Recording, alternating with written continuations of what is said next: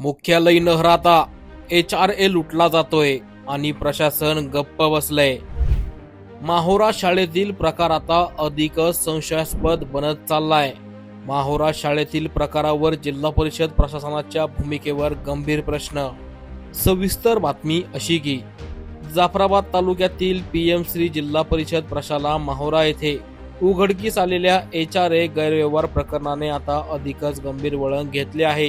काही शिक्षक मुख्यालयी न राहता शासनाची दिशाभूल करून घर भाडे भत्ता उचलत असल्याचा आरोप आधी समोर आला होता, पण आता या प्रकरणात प्रशासनाची भूमिका संशयाच्या भोवऱ्यात सापडलीये। माहिती अधिकारातून मिळालेल्या कागदपत्रानुसार संबंधित शिक्षक प्रत्यक्षात मुख्यालयी न राहता बनावट भाडे करार दाखवून HRA घेत असल्याचे स्पष्ट होत आहे। शासनाच्या नियमानुसार मुख्यालयी राहणे बंधनकारक असताना उघड उल्लंघन होत असल्याचं दिसत आहे। या गंभीर प्रकरणी दिनांक 6 फेब्रुवारी 2026 रोजी सर्व पुराव्यांसह जिल्हा परिषद मुख्य कार्यकारी अधिकाऱ्यांकडे लेखी तक्रार देण्यात आली होती। मात्र आजपर्यंत ना चौकशी झाली, ना कारवाई झाली, ना कोणतीही अधिकृत प्रतिक्रिया मिळाली। यामुळे नागरिकांमध्ये तीव्र नाराजी निर्माण झाली आहे।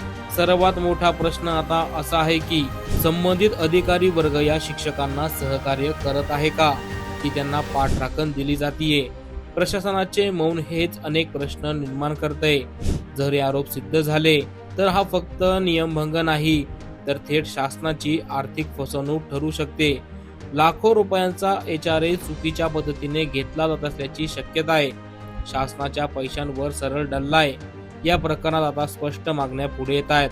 तात्काळ सखोल चौकशी करावी, दोषी शिक्षकांवर शिस्तभंगाची कारवाई करावी, घेतलेला HRA वसूल करावा, गरज भासल्यास फौजदारी गुन्हा दाखल करावा, अन्यथा हा मुद्दा उच्च स्तरावर नेण्याचा इशारा देण्यात आलाय।